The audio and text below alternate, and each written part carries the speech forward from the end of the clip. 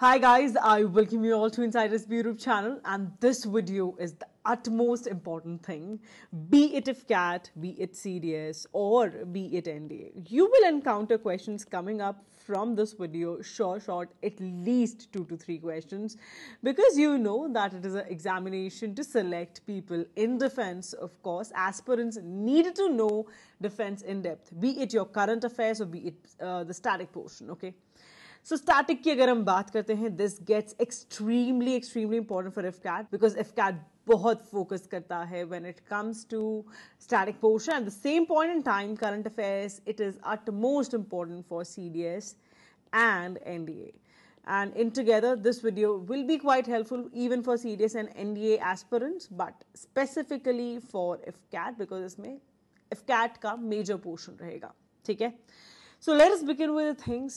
The first question, और हम सब question wise करेंगे, ठीक है? Be it your static, be it your current affairs. तो current affairs की बात करूँ, मार्च से लेकर जुलाई तक सब कुछ covered है. तो CDS NDA वालों be ready for this, okay? And जो static portion रहेगा वो IFCAT के लिए रहेगा, ठीक है? Coming to the first question, that is, which of the following is not correctly matched, okay? So this is a question which is static and short, very important for IFCAT. The first one is about Sarang, that it is an aerobatic team of the Indian Air Force. Is it right? Yes, it is completely right. And इसमें HAL ध्रुव जो है वो fly करती है Sarang team, ठीक है? इसके अलावा क्वेश्चन काफी बार पूछ लिया जाता है regarding Surya Kiran as well, ठीक है?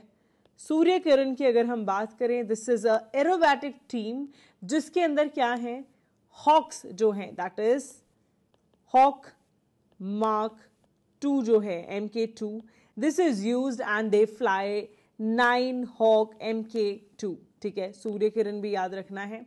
The next one is that is Arjun Singh. So Arjun Singh जो है first Indian commander in chief and chief of air staff है. नहीं, this sounds a little wrong because जितना मुझे पता है या फिर आपको भी पता है, air chief marshal Subroto Mukherjee जो है, he is the one, है ना? And what about Arjun Singh? Arjun Singh कौन है? So he is first and only 5-star rank officer of Indian Air Force and he had been conferred a rank of, इनको rank कौन सी मिल रखी है? Marshal of the air force, है ना? सो इसलिए अर्जुन सिंह भी ज़रूरी हैं. सुब्रतो मुखर्जी तो आप जानते ही हैं, इनके नाम पे एक ट्रॉफी भी है जिसके जो बेसिकली फुटबॉल के लिए है ना. कौन सी है वो ट्रॉफी, जल्दी बताओ, और इस बार का विनर कौन रहा है? Next is Hindon air force station. It is the largest air force base. ये बिल्कुल सही है. तो इसको देखो, हमें क्वेश्चन में नॉट करेक्टली था तो हमें पता चली गया आंसर भी है. आगे डिस्कस कर लेते हैं. Hindon air force station, this is the largest air force base. आपको पता होना चाहिए. लार्जेस्ट ना पूछ के अगर ये लोग पूछ लेते हैं हाईएस्ट एयरफोर्स बेस जो है वो कौन सा है, so it is Daulat Beg, ठीक है? इट्स इन लद्दाख, याद रहेगा. Next one is that the crest of Indian Air Force was changed from Royal Indian Air Force. ठीक है, ये कब चेंज हुआ था? 25 मई 1959 में. बिल्कुल सही है, ठीक है? और इसके साथ साथ क्या हुआ था? 17th of August 1979 में जो crest of Indian air force जो है उसको रीड किया जाता है अब एज भारतीय वायुसेना. क्या? भारतीय वायुसेना. और ये किस में है? देवनागरी स्क्रिप्ट में है, ठीक है? इसके अलावा कुछ और भी इंपॉर्टेंट इंफॉर्मेशन है, जैसे कि इन रॉयल इंडियन एयरफोर्स, सुन लेना ध्यान से, मैं बात कर रही हूँ रॉयल इंडियन एयरफोर्स की. ये इस्टेब्लिश कब हुई थी? 8 अक्टूबर 1932 को हुई थी, ठीक है? उसके बाद एक और इंपॉर्टेंट चीज है, ओनली परमवीर चक्र जिन्हें मिला है इंडियन एयरफोर्स में. क्या नाम है उनका? So he is flying officer Nirmaljit Singh Sekhon. क्या नाम है? फ्लाइंग ऑफिसर निर्मलजीत सिंह सिखों, ठीक है? याद रहेगा. उसके बाद आती है बात स्पेशल फोर्स जो है इंडियन एयरफोर्स की, कौन सी है? So the answer is Garud. Garud commandos जो है that is the special force. Okay, इसके बाद मोटो अभी मैं आपको पढ़ाने वाली हूँ आगे. फिर एयर रिफ्यूलिंग प्लेटफॉर्म हमारे पास कौन सा है? IL-78, MKI, ये हमारा एयर रिफ्यूलर है, ठीक है। IL-76 भी है, वो क्या है जल्दी बताओगे, ट्रांसपोर्ट एयरक्राफ्ट है ना। उसके बाद बात करेंगे एक करंट अफेयर की, ठीक है। सो अभी recently Indian air force heritage centre जो है वो इनॉग्रेट किया गया है। क्या किया गया है? हेरिटेज सेंटर जो है इंडियन एयरफोर्स का, ये ओपन किया गया है। कहाँ ओपन किया गया है? चंडीगढ़ में, ठीक है। फिर आती है नेक्स्ट इंपॉर्टेंट चीज, दैट इज रोहिणी रडार, ठीक है। ये एक मोबाइल सर्वेलेंस रडार है इंडियन एयरफोर्स का, ये DRDO ने बनाया। क्या बनाया है? रोहिणी रडार, ठीक है। ये सारी इंपॉर्टेंट इंफॉर्मेशन है, याद रहेंगी मोस्ट प्रोबेबली, है ना सबको, एक बार रिवाइज कर लेना। नेक्स्ट आता है, who was conferred the first Indian air chief to command the Indian air force. तो फर्स्ट कौन है? अभी अभी मैंने आपके साथ डिस्कस किया, सुब्रतो मुखर्जी, है ना। देन एक और इंपॉर्टेंट चीज है, एब्रीवेशन फॉर्म में ना बहुत बार पूछा जाता है and you must know it, ठीक है। सो CAS जो है, this stands for chief of air staff, याद रखना है, चीफ ऑफ एयर स्टाफ। अभी करंटली कौन है? Air chief marshal VR Chaudhari, ठीक है। फिर पूछ लेते हैं काफी बार, CNS, that is chief of naval staff, ठीक है, full form chief of naval staff कौन है? Admiral R Hari Kumar, okay. Then आता है COAS, COAS stands for chief of army staff, okay. ये कौन है? जनरल मनोज पांडे। ये तो मतलब बेसिक सी नॉलेज है, आप सबको होनी ही होनी चाहिए, चाहे आप SSB भी जा रहे हैं, ठीक है, वेरी इंपॉर्टेंट। फिर आता है महाराज श्री राजेंद्र सिंह जी जडेजा, ये कौन है? So he is first chief of army staff, ठीक है। फिर आते हैं एडमिरल चार्ल्स थॉमस मार्क पायरी, ये कौन है?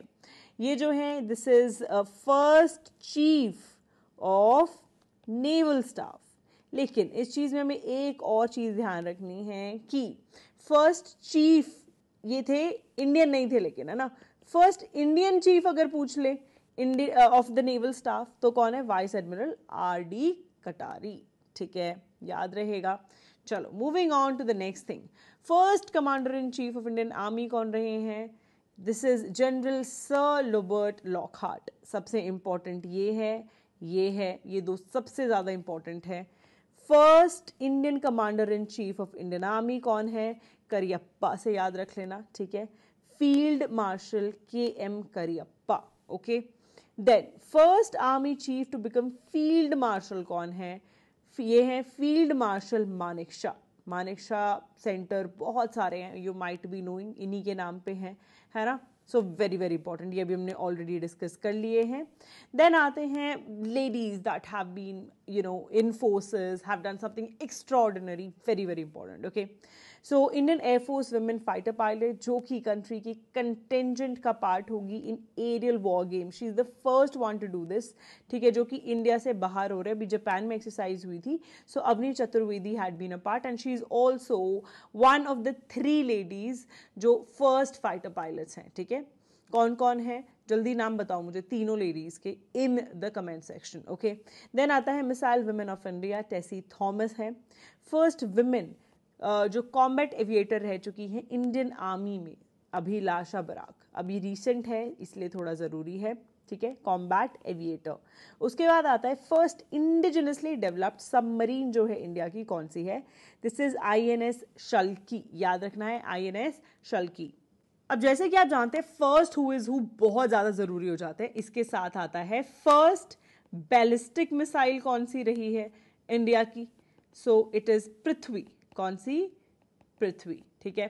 उसके बाद कभी कभी पूछ लेते हैं फर्स्ट न्यूक्लियर सबमरीन जो है इंडिया की, वो कौन सी रही है, ठीक है, INS चक्र, याद रहेगा।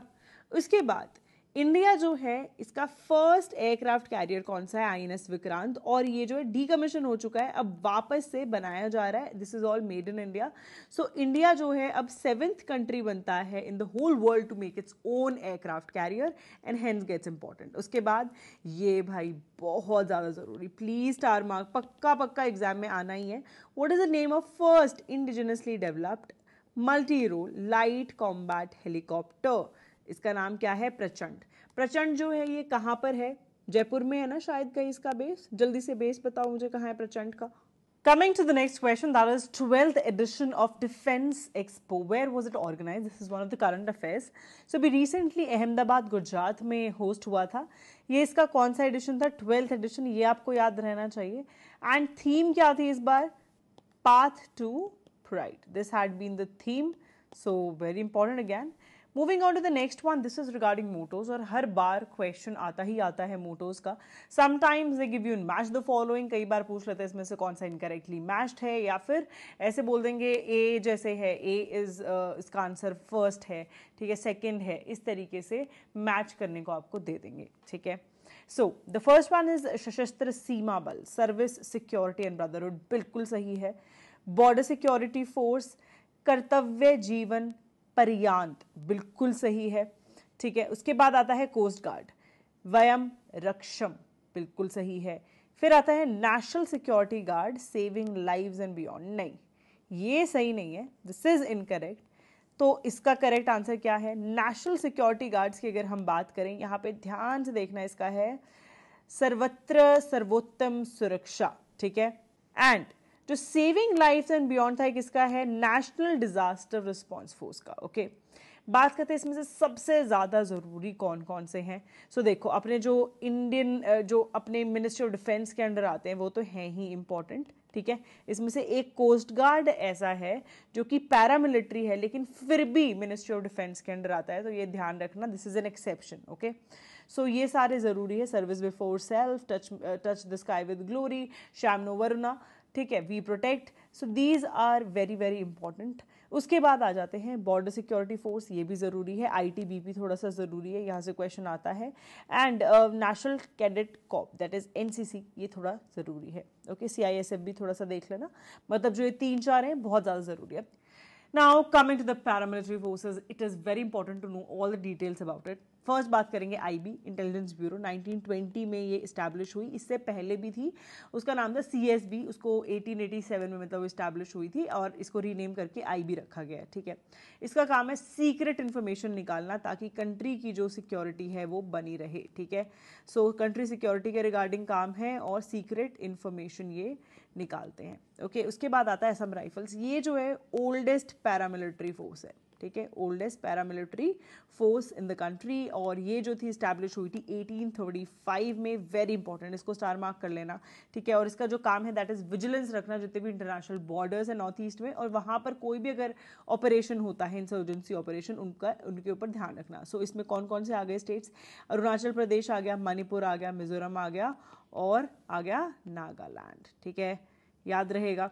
उसके बाद बात करते हैं central reserve police force, CRPF आप भी जानते हैं. इसका मेन ऑब्जेक्टिव है स्टेट और यूनियन टेरिटरी जो है उसमें पुलिस के साथ मेंटेन करवाना, क्या चीज़? Law and order, maintenance of law and order इसका काम है. फिर है एनसीसी, यूथ को क्या करना? उनका इंटरेस्ट बनाना, किसमें? डिफेंस में. ये इसका मेन काम है. इस्टेब्लिश हुई थी 1948 में. फिर आती है टेरिटोरियल आर्मी. ये कंप्लीटली एक पार्ट टाइम वॉलंटरी सर्विस है, ठीक है. इसमें 18 से लेकर 42 ईयर्स के जितने भी लोग हैं, नॉट अ प्रोफेशनल सोल्जर वाली फोर्स नहीं है. ये असिस्ट कर सकती है डिफेंस में जब भी ज़रूरत पड़े. फिर आती है आईटीबीपी, वेरी इंपॉर्टेंट अगैन. ये जो है चाइनीज अटैक जब हुआ था ना 1962 में, उसके बाद ये बनाई गई थी. और इसका काम है कि नॉर्थ जितने भी नदर्न बॉर्डर्स हैं उनको मॉनिटर करना और वहाँ पे स्मगलिंग या फिर कोई भी इलीगल माइग्रेशन देखी जाए उसको रोकना. उसके बाद आती है होमगार्ड. होमगार्ड का छोटा मोटा सा काम है, दैट इज जस्ट असिस्ट करना पुलिस को सिक्योरिटी में और डिफेंस फोर्सेस को अगर कुछ भी लोकल हेल्प चाहिए. उसके बाद आती है सीबीआई, वेरी इंपॉर्टेंट अगैन. ये जो है 1963 में इस्टेब्लिश हुई थी, ठीक है. एंड कोई भी मिसकंडक्ट अगर पब्लिक सर्वेंट करता है उसको मतलब देखने के लिए कि चीटिंग वीटिंग के फ्रॉड के केसेस को ध्यान से देखने के लिए. फिर आता है BSF, very very important. BSF जो है ये 1965 में जो थी बनाई गई थी और इसका काम है इंटरनेशनल बॉर्डर्स जितने भी है कंट्री के, not just the north east but all of them, उसका ध्यान रखना. फिर आती है सीआईएसएफ. आप सबने सीआईएसएफ देखी है, मेट्रो में भी देखी है, मतलब जितने भी अपने एयरपोर्ट्स होते हैं वहाँ पर भी आप सबने देखी है। सो CISF का जो मेन काम है इंडस्ट्रियल कॉम्प्लेक्स जितने भी सेंट्रल गवर्नमेंट के हैं उसका ध्यान रखना। 1969 में ये डेवलप हुई थी। फिर आता है Indian coast guard. Indian coast guard जो है 1978 में इस्टेब्लिश हुआ है। बात करें कोस्ट गार्ड, इसका जो मेन काम है मेरीटाइम जोन्स का थोड़ा सा ध्यान रखना, दैट इज इट। उसके बाद आता है NSG। NSG is one of the highly trained forces जो कि मिलिटेंट से डील करती है। इस्टेब्लिश कब हुई थी? 1984 में। फिर आती है NCRB और रैपिड एक्शन फोर्स। बेसिक्स ही है, इसको ज़्यादा पढ़ने की जरूरत नहीं है, नॉट इंपॉर्टेंट। ठीक है, समझ आ गए कौन कब इस्टेब्लिश हुए, क्या क्या इंपॉर्टेंट चीज़ें, इन सब चीज़ों का ध्यान रखना भूलना मत, बहुत ज़्यादा ज़रूरी है। Coming to the next one, this is regarding MQ9 Reaper. ये already मैं तुम्हें current affairs में भी cover करा चुकी हूँ. So talking about this, the first thing is that they are predator zones. इसने पूछा है not correct इसमें से कौन सा है, ठीक है? They are predator drones from Israel. क्या ये सही है? नहीं। अभी रिसेंटली आप लोगों को पता होगा our prime minister recently visited America and US में इस ड्रोन के रिगार्डिंग बात हुई है and now there is a confirmation that we will be acquiring these drones from America. ये डील जो है ऑलरेडी इसको अप्रूवल मिल चुका है by DAC, that is defence acquisition council. Okay, and this is highest, अगर हम मिनिस्ट्री ऑफ डिफेंस की बात करें उसमें हाईएस्ट डिसीजन टेकिंग पावर इसी के पास है and the final decision will lie with cabinet committee on security, that is CCS। ठीक है, so we are going to take these drones from US। सो इस हिसाब से तुम्हारी फर्स्ट जो स्टेटमेंट है वो तो गलत हो गई। फिर आता है deal for the predator drones was approved by defence acquisition council meeting. ये तो बिल्कुल सही है, आई जस्ट टोल्ड यू, है ना। सो आंसर क्या हो जाएगा? आंसर विल बी, इसने पूछा है नॉट करेक्ट, एक्साइटमेंट में ओनली 2 नहीं मार्क करके आना है, गलत हो जाएगा। आंसर क्या है? ओनली 1, बिकॉज इन्होंने पूछा नॉट करेक्ट। ठीक है, अंडरलाइन कर लिया करो ऐसे वर्ड, सीडीएस के लिए भी बहुत जरूरी है, they tend to ask this question. Okay, अच्छा, एक और इंपॉर्टेंट चीज़, जितने भी अभी रिसेंट ड्रोन्स रहे हैं that is very very important and ये ज़्यादा इंपॉर्टेंट किसके लिए है? CDS के लिए है। ठीक है, सो DRDO का लक्ष्य और DRDO का कौन सा है? निशांत। ठीक है, सो ये जो हैं these are kept for aerial intelligence gathering, ये DRDO के हैं। उसके बाद है DRDO का ही तपस UAV। ठीक है, इसका नाम रुस्तम भी है, if you guys know, Rustom 2। So Rustom 2 है क्या? सो तपस की जो फुल फॉर्म है that is tactical advance platform for aerial surveillance. ठीक है, तो मीडियम एल्टीट्यूड वगैरह ऐसी कोई जगह है वहां पर इसको यूज किया जाता है। Then coming to the one जो हमने इंपोर्ट किए हैं, सो इजराइल से हम लोगों ने कौन से किए हैं? Israel searcher and heron UAV, ये हमने किससे किए हैं? इजराइल से किए हैं। ठीक है, ये जो है इसका मेन काम जो capability that is all weather surveillance. Then coming to the next one that is predator. ठीक है, और MQ9। ठीक है, ये जो 2 हैं इसके अभी अभी मैंने आपको बताया है इंडिया एंड US के बीच में इसके रिगार्डिंग डील हुई है। सो ये हमने US से लिए। ओके, अब बात करते हैं very very important, that is all the helicopters, transport planes and fighter jets. Question आता ही आता है एग्जाम में। ठीक है, क्वेश्चन विल कम कि कौन से कंट्री से लिया हुआ है और किस टाइप का है। सो फर्स्ट बात करेंगे HAL रुद्र और LCH की। ठीक है, that is light combat helicopter. ये जो हैं ये किसके हैं? इंडिया के खुद के हैं, HAL ने बनाए हैं और ये अटैक हेलीकॉप्टर्स हैं। ठीक है, याद रहेंगे। उसके बाद बात करेंगे मी वालों की। ठीक है, MI दिख रहे हैं, मी 35, मी 817 और मी 26। तो ये जो हैं ये हमने सारे के सारे सोवियत यूनियन से लिए हैं, दैट इज रशिया। ठीक है, रशिया या सोवियत यूनियन। और ये जो है this one is attack helicopter, और इसके अलावा ये 2 जो हैं ये कैसे हैं? ये हैं ट्रांसपोर्ट हेलीकॉप्टर। ठीक है, कैसे याद रखोगे? बड़े वाला जो है 35 ये अटैक करता है, ये छोटे नंबर्स हैं। ठीक है, उसके बाद बात करते हैं चिनूक की। चिनूक जो है this we have taken from United States of America, और ये कैसा है? ट्रांसपोर्ट है। फिर आता है ध्रुव। ठीक है, HAL का है, सो ऑफ कोर्स इंडिया ने ही बनाया है, एंड ट्रांसपोर्ट का है। अच्छा, इसमें से आपने ये मेंशन जरूर करना नीचे कमेंट सेक्शन में, आर्मी के पास कौन सा है और एयरफोर्स के पास कौन सा, बिकॉज आर्मी के पास 2-3 ही है, ज़्यादा नहीं है। सो नीचे जल्दी से कमेंट सेक्शन में बताओ। ये 2 जो हैं दैट इज चीता एंड चेता की हम लोगों ने फ्रांस से लिए हैं, and again these are for transport, attack के लिए नहीं नहीं है। फिर प्रचंड, प्रचंड अभी अभी मैंने आपके साथ डिस्कस किया, आप खुद बताएंगे मुझे प्रचंड के बारे में अब। फिर आता है अपाचे। अपाचे जो है this is what, this is an attack helicopter, okay. Then Apache जो है हमने लिया किससे, ये भी क्वेश्चन पूछ लिया जाता है। So this we have taken from United States of America. फिर नेक्स्ट आते हैं ट्रांसपोर्ट। ये हमने कौन कौन सी कंट्री से लिए, बहुत ज़्यादा ज़रूरी है। देखो फर्स्ट है IL-78, ये जो है रशिया से लिया है, एयर टू एयर रिफ्यूलर है, ऑलरेडी तुम्हें बता चुकी हूँ। IL-76 क्या है, this is again from Soviet union. ये हमारा किसके काम आता है, ट्रांसपोर्टेशन के ही काम आता है, ठीक है। ये रशिया से लिया है, ये याद रखना। और air to air mid refueller जो है दिस इज द वन। फिर आता है C-17 ग्लोब मास्टर और C-130J, ठीक है। ये सारे हमने, ये दोनों के दोनों किसे लिए, यूनाइटेड स्टेट्स ऑफ अमेरिका से लिए हैं। देन आता है एंटोनोव 32, सोवियत यूनियन से लिया है। देन आता है बोइंग। बोइंग तो आपको पता ही है किसकी है, यूनाइटेड स्टेट्स ऑफ अमेरिका की है ना। देन आता है डॉनियर। डॉनियर जो है हम लोगों ने किससे लिए हैं, जर्मनी से लिए हैं। देन आता है हॉकर सिडली। हॉकर सिडली जो है ये हमने यूके से लिए हैं। एंड देन C-295, अभी अभी मैंने आपके साथ डिस्कस किया है पूरा C-295, वडोदरा वगैरह सब। आप जल्दी से कमेंट सेक्शन में बताओ कि एग्जैक्टली क्या है, ठीक है, कौन सी कंट्री से लिया है। देन आता है एम्ब्रेयर। एम्ब्रेयर जो है ये ब्राज़ील से लिया है, अगैन ट्रांसपोर्ट के लिए है। And it is basically used to transport military officials या foreign dignitaries by Indian air force, याद रहेगा। चलो coming to the fighter aircraft, जो बिल्कुल जान है इंडियन एयरफोर्स की, है ना।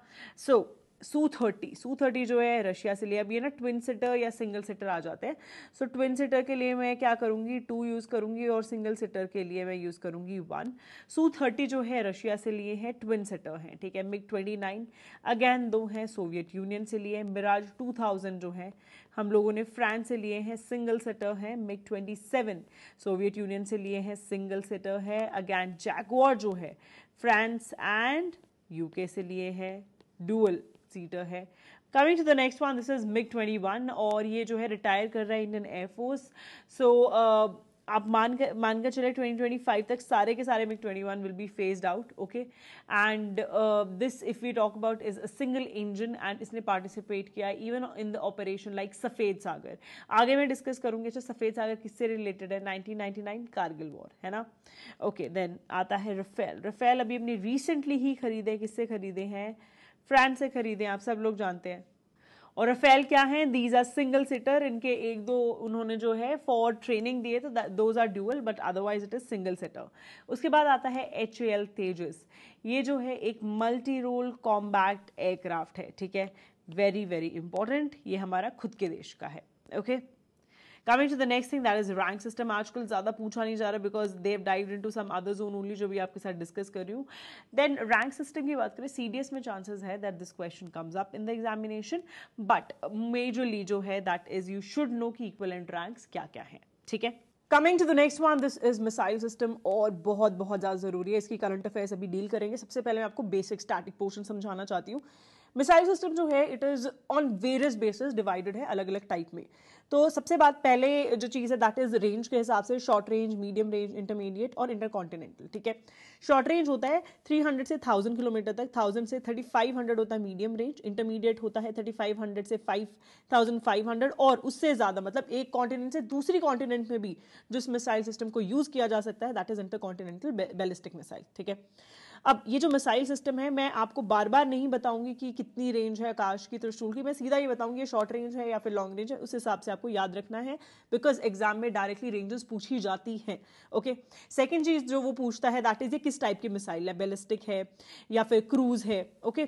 सो बैलिस्टिक एंड क्रूज में क्या डिफरेंस होता है, देखो जो क्रूज मिसाइल है इसका क्या है कि it is very short range, मतलब बिल्कुल पास में अगर आपको कहीं पे मिसाइल यूज करनी है तो क्रूज मिसाइल यूज की जाती है, जैसे ब्रह्मोस आपने सुना होगा, है ना।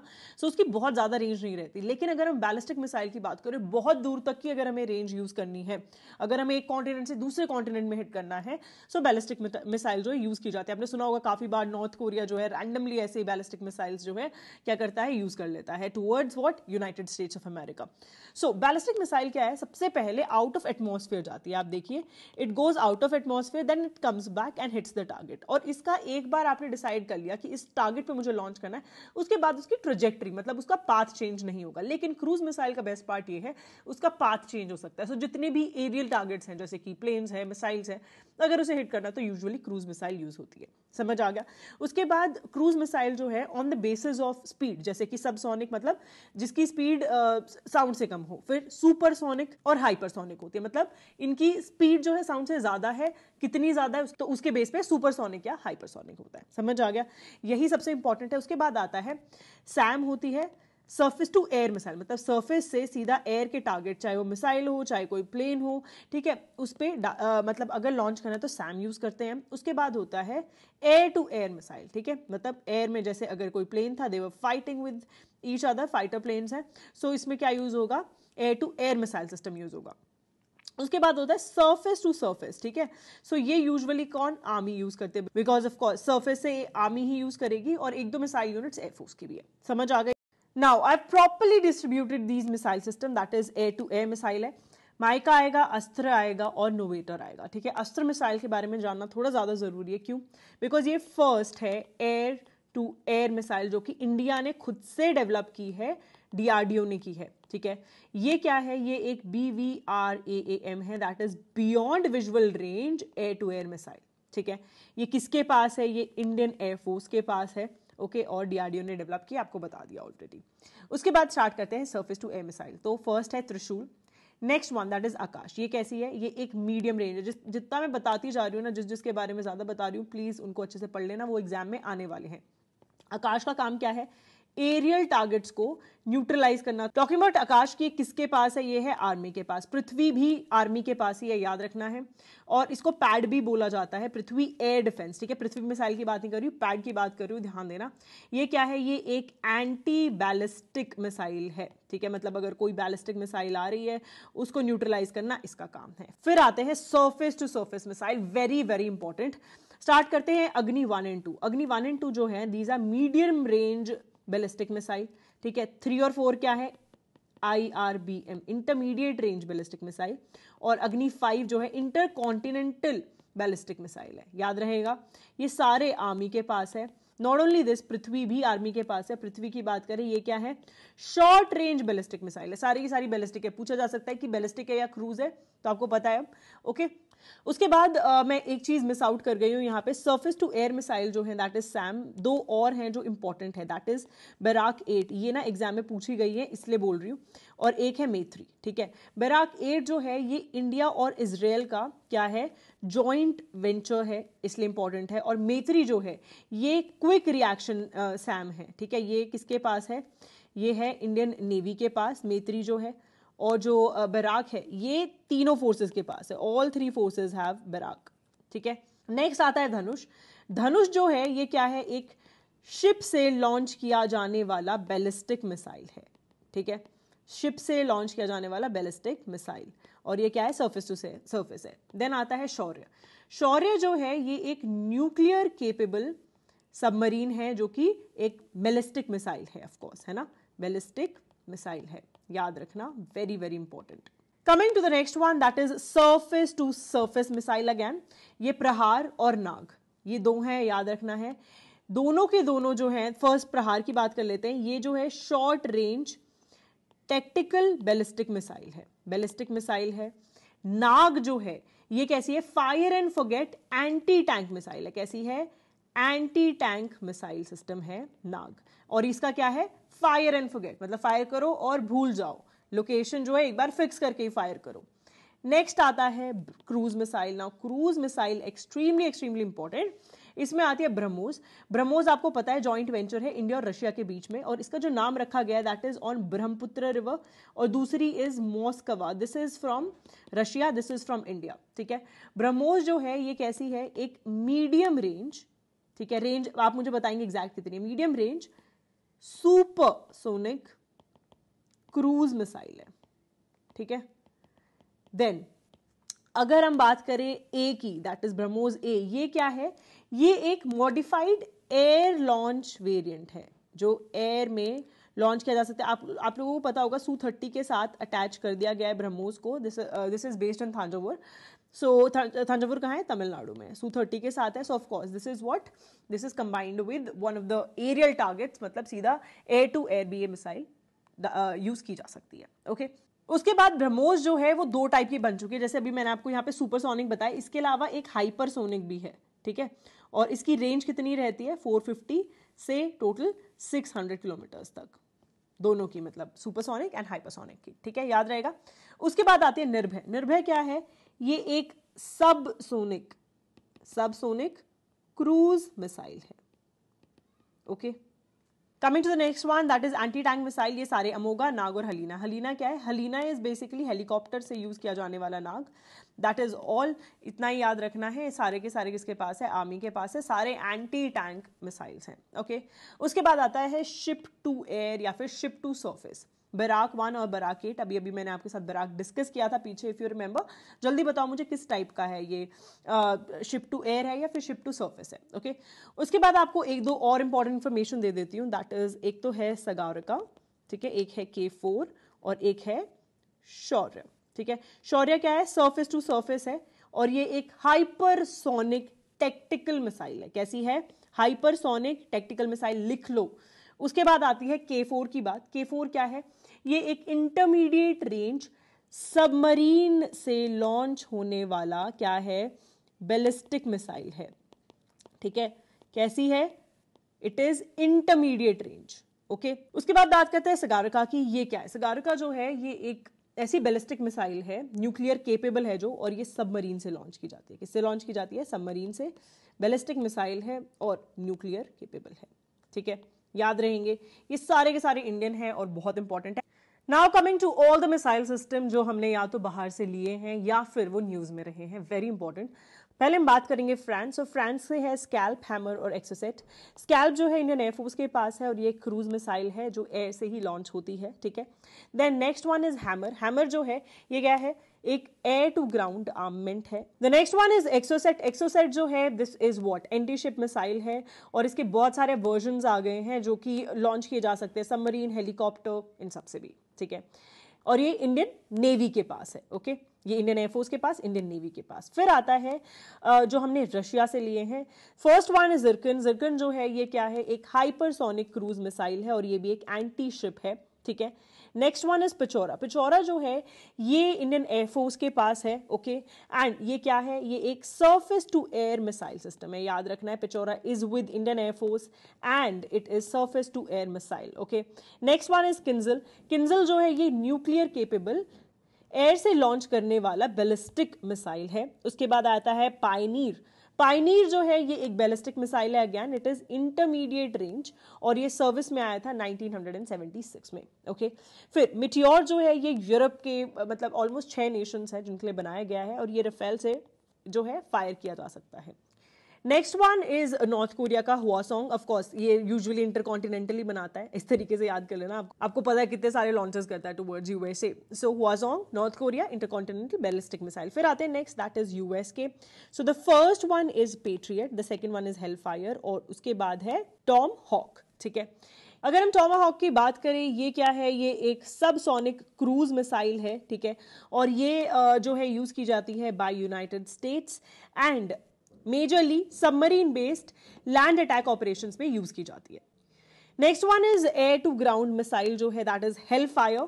ओके और इसका जो मेन काम है दैट इज जितने भी ड्रोन्स हैं उन्हें स्ट्राइक करना. Okay coming to the next one that is Patriot. Patriot जो है ये एक डिफेंस सिस्टम है. याद रखना है, एयर और मिसाइल से डिफेंस सिस्टम जो क्रिएट किया गया है उसका नाम पेट्रियट है. और ये चाहे एंटी एयरक्राफ्ट हो या फिर anti, even they can engage ballistic और क्रूज मिसाइल्स ऑल्सो. सो इन सबसे बचने के लिए. Coming to the next one that is Agni Prime. आप लोग जानते हैं अग्नि जो है अपने आप में 5 वेरिएंट्स तो आपको मैं बता चुकी है. 6th वेरिएंट है और ये क्या है, ये अभी डेवलप किया गया है under IGMPD that is integrated guided missile development programme. Okay ये इसके मल्टीपल इंडिपेंडेंट टारगेट्स होते हैं और वॉरहेड्स जो है अलग अलग लोकेशन पे जाके भी गिर सकते हैं. दैट इज फ्रॉम 1000 से 2000 किलोमीटर्स तक. So it is very nice कि एक साथ मल्टीपल टारगेट्स एंगेज किए जा सकते हैं वाया अग्नि प्राइम. ओके उसके बाद आती है बात VLSR SAM. SAM stands for what? Surface to air missile. ठीक है, सो अभी ये इंडिजिनसली डेवलप्ड है और डेवलप की है, रीडिजाइन की है DRDO ने और ये इंडियन नेवी के लिए की है. ठीक है, अभी लेटेस्ट न्यूज में रही है इसलिए इंपॉर्टेंट है. फिर आता है फतेह और खुर्रमशाह, ये ऑलरेडी मैं आपके साथ डिस्कस कर चुकी हूँ करंट अफेयर्स में भी। ये ईरान ने डेवलप की है, ये ईरान की फर्स्ट हाइपरसोनिक बैलिस्टिक मिसाइल है फतेह, ठीक है। और खुर्रमशहर की अगर हम बात करें, इसकी जो रेंज ऑलमोस्ट 2000 किलोमीटर है और ये एक मीडियम रेंज बैलिस्टिक मिसाइल है। First time publicly military parade जो हुई थी तेहरान में, वहां पर ये डिस्प्ले की गई थी। Coming to the next one, that is बराकेट। ऑलरेडी बढ़ा चुकी हूँ। स्पाइस जो है इजराइल से है एंड अभी करंटली इंडियन एयरफोर्स के पास इन सर्विस है, एयर से सरफेस के टारगेट को हिट करने के लिए है। साइड वाइंडर यूएस से है, शॉर्ट रेंज है, एयर टू एयर मिसाइल है, ठीक है। उसके बाद P800 ओइंग्स, ये जो है रशिया से लिया है and it is anti ship cruise missile. ध्यान रखना क्या है, ये एक क्रूज मिसाइल है, ओके। अब थोड़े से देख लेते हैं हम जो रिसेंटली न्यूज में देखे गए हैं, okay. So the first one is regarding अग्नि प्राइम। ये भी recently doctor APJ Abdul Kalam island से क्या किया है, इसे टेस्ट फायर किया है। क्या ये सही है? बिल्कुल सही है। और एक न्यू जनरेशन बैलिस्टिक मिसाइल, आपको पता है अग्नि तो सारी बैलिस्टिक मिसाइल है, बिल्कुल सही है। नेक्स्ट वन आता है कि इंडिया जो है उसने लॉन्च किया है अभी मीडियम रेंज बैलिस्टिक मिसाइल अग्नि 1। आप लोग जानते हैं अग्नि 1 अग्नि 2 क्या है, मीडियम रेंज है ना। APJ अब्दुल कलाम आइलैंड से करें, बिल्कुल सही है, ठीक है। उसके बाद आता है कि अभी recently sea based endo atmospheric interceptor missile जो है उसका क्या हुआ है, ट्रायल हुआ है, ओके। क्या ये सही है? Yes, it is completely right. और इसकी जो ट्रायल हुआ है कहाँ से हुआ है? Coast of Orissa, that is in Bay of Bengal वाला जो एरिया है वहां से, ठीक है, बिल्कुल सही है। उसके बाद आता है इंडियन नेवी। तो ऑफकोर्स मतलब इन्होंने हमसे क्या पूछा, नॉट करेक्ट पूछा, तो डी ही आंसर होगा इसका, दिस इज इनकरेक्ट। और ये सारे करंट अफेयर्स अभी रिसेंट वाले, ओके। तो the next one is Indian navy जो है उसने सक्सेसफुली टेस्ट फायर किया है MR SAM, that is medium range SAM from INS Vikrant. नहीं, ये थोड़ा गलत है। एक्चुअली INS विशाखापट्टनम से किया है। किससे किया है? INS विशाखापट्टनम से, ठीक है, इसको चेंज कर लेना। इसके अलावा एक दो और इंपॉर्टेंट चीज़ हैं जो मैं आपके साथ डिस्कस करना चाहती हूँ। फर्स्ट इज अबाउट वरुण अस्त्र, ठीक है। वरुण अस्त्र क्या है? अभी रिसेंटली इंडियन नेवी और DRDO ने सक्सेसफुली इसे यूज़ किया है एक अंडर वाटर टारगेट को क्या करने के लिए, डिस्ट्रॉय करने के लिए, ठीक है। ये क्या है? वरुण अस्त्र जो है ये एक HWT है, that is heavy weight torpedo, ठीक है। सो आपको ये याद रखना है, very very important. It is a anti submarine torpedo, ठीक है। और इसमें ऑफ कोर्स DRDO एंगेज है तो और भी ज्यादा जरूरी हो जाता है, ठीक है। So this is it. उसके बाद एक और इंपॉर्टेंट चीज है, that is HTT-40 basic trainer aircraft जो है ये HAL बनाता है। और इसकी बात हुई है कि गवर्नमेंट ने बोला है 70 of these will be procured, ठीक है। और ये इंडियन एयरफोर्स को दिए जाएंगे ताकि जो ट्रेनर एयरक्राफ्ट है जिसकी शॉर्टेज चल रही है एयरफोर्स के पास, वो यूज किए जा सके और पायलट्स जो न्यूली इंडक्ट हो रहे हैं उन्हें ट्रेन किया जा सके, ठीक है। ये एयरक्राफ्ट टोटल 6 साल में है, क्या होंगे, दिए जाएंगे टू इंडियन एयरफोर्स धीरे धीरे करके। Next one is regarding ANC, that is ANC जो है फर्स्ट इंटीग्रेटेड थिएटर कमांड है इंडिया की। इसके हेडक्वार्टर्स कहाँ है, ये क्वेश्चन पूछा गया। सो all of you know ANC stands for Andaman Nicobar command, okay, and it's a joint command, मतलब तीनों फोर्सेस की है। So this is in port Blair and यहाँ पर अभी रिसेंटली एक्सरसाइज कवच जो है वो होस्ट हो गया। अच्छा, एक और बात, एक्सरसाइजेज मैं आपको अलग से पढ़ाने वाली हूँ, एक छोटी सी वीडियो डालूंगी। So all of you are preparing for FCAT, CDS, NDA, उसको 100% गो थ्रू करना। Now, as you know, commands are extremely important, so please एक बार commands भी देख लेना। जैसे अगर हम बात करें आर्मी की 7 जो commands हैं, the first one is Udhampur, that is northern command। उसके बाद शिमला जो है that is training command। उसके बाद वेस्टर्न कमांड का है चंडी मंदिर में है, सेंट्रल कमांड लखनऊ में है, साउथ वेस्ट जयपुर में है, पुणे में सदर्न है और कोलकाता में ईस्टर्न कमांड है। ऐसे ही एयरफोर्स के बहुत जरूरी है। सदर्न कमांड तिरुवनंतपुरम में है, ठीक है। वेस्टर्न एयर कमांड कहाँ है? दिल्ली में है। उसके बाद साउथ वेस्टर्न एयर कमांड कहां पर है? It is in Gandhinagar, Gujarat. Central कहां है? इलाहाबाद में है, ठीक है। उसके बाद ट्रेनिंग कमांड जो है that is in Bengaluru, Karnataka. Maintenance की बात करें that is in Nagpur, Maharashtra. And eastern जो है that is in Shillong, okay, याद रहेंगे, इंपॉर्टेंट है ये। Then the next thing is INS। ये बहुत जरूरी है, एग्जाम में क्वेश्चन आता ही आता है, एंड स्पेसिफिकली जो आते हैं question that is related to defence exercise, ठीक है। डिफेंस एक्सरसाइज से बहुत क्वेश्चन आते हैं और उनका इन्वॉल्वमेंट जो भी INS थी। अब एक दो इंपॉर्टेंट चीज है जो पहले मैं आपको बताना चाहूंगी। The first one is LSP-3 aircraft, okay. LSP-3 aircraft जो है वो एग्जैक्टली क्या है? This is nothing, this is DRDO का सक्सेसफुली जो फ्लाइट टेस्ट करवाया है of PTO by LCA Tejas. LCA Tejas का ही ये एक लिमिटेड वर्जन है और जो ये एयरक्राफ्ट बनाए गए हैं दीज आर इन बेंगलुरु, ठीक है। सो इसका सक्सेसफुल फ्लाइट टेस्ट अभी रिसेंटली हुआ है। One more important thing that is there is regarding Vayu link, ठीक है। वायु लिंक क्या है? Vayu link is actually developed by Indian air force और ये जितने भी ऐसे स्टेशन है जहां पे सिग्नल लो है वहां पे रेडियो कम्युनिकेशन के लिए डेवलप किया गया है बाय IAF, ओके। अब आती है बारी INS के बारे में। पूछा गया इसमें से इनकरेक्टली मैच्ड कौन से। फर्स्ट इज INS कृपान, तो ये जो है एक मिसाइल कोवर्ट है जो भी रिसेंटली वियतनाम को दी गई है, बिल्कुल सही है, ठीक है। The next one is also, इसका खुखरी क्लास है, ये याद रखना है आपको, खुखरी क्लास वॉरशिप है, ये कमीशन हुई थी 1991 में। The next one is about INS Sindhu Ratna, अभी रिसेंटली रिटर्न हुई है back to Mumbai because it had some problem and it underwent a major refit in Russia और 97 डेज सेल करने के बाद it has return, okay. The next one is regarding INS Sindhu Keshari.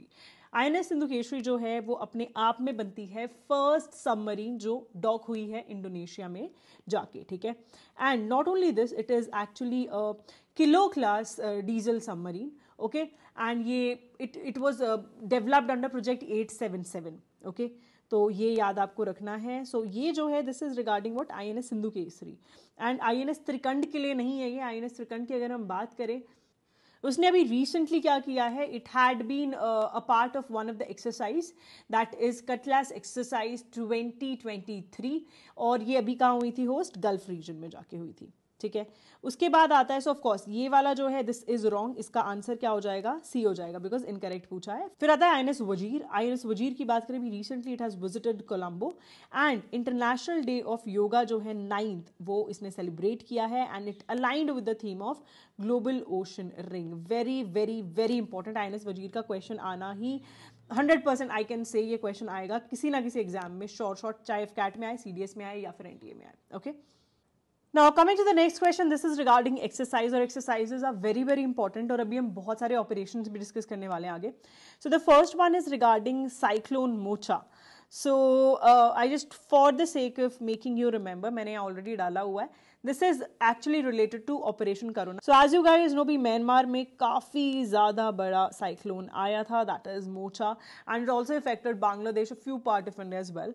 So यहाँ पर Operation Karuna का role था, we went and we helped the country, Myanmar को जाके काफ़ी assistance provide की है। ये already मैं current affairs में पढ़ा चुकी हूँ, so I wish to know कि हमारी तरफ से कौन कौन से, या इंडियन नेवी का ही रोल था या इंडियन एयरफोर्स का भी था, और कौन से INS गए हैं या फिर कौन सा प्लेन गया है, जल्दी से बताओ। नेक्स्ट वन इज रिगार्डिंग, जैसे कि मैंने आपको बताया जल राहत। सो जल राहत जो है this was related to Assam flood, as you guys know Assam में फ्लड आया था एंड उसके रिगार्डिंग दिस इज देयर। और आपको वो शायद पता हो, हंगरामा ब्रिज जो है वहाँ पर काफ़ी ज़्यादा प्रॉब्लम देखी गई। This is basically on Manas river Assam में। तो यहाँ पर ये एक जो एक्सरसाइज थी that took care of all the problems that were caused due to flood, okay.